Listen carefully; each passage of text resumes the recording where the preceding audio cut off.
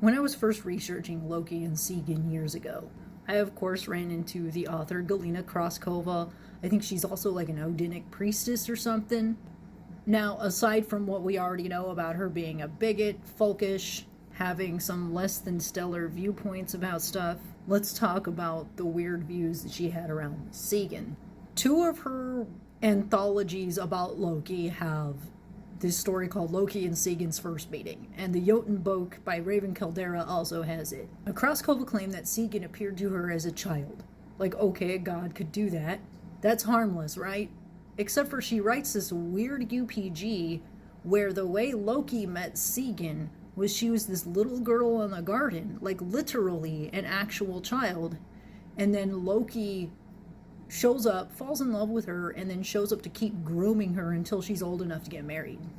And I get that, like, in history, people were betrothed young for... This was not that. It was literally this creepy man showing up in a garden and going, oh, little girl, showering her in gifts until she was old enough to marry him. And it gave the impression that the only reason Sigyn is loyal to Loki is that she was groomed into it. Stack on the fact that she made it seem like Sigyn's only exposure to the world was Loki, and that the only people she really spent time around were Njord and maybe Freyr and Freya. She never left Njord's hall very much, and then when they get married, she never leaves the house. And I questioned this.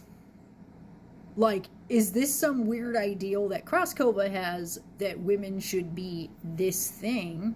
This idealized gender role, traditional 1950s housewife, purity culture type thing. It seemed very Christian.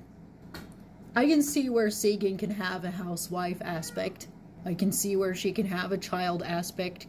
But I do not agree with Kraskova that that is what their marriage is.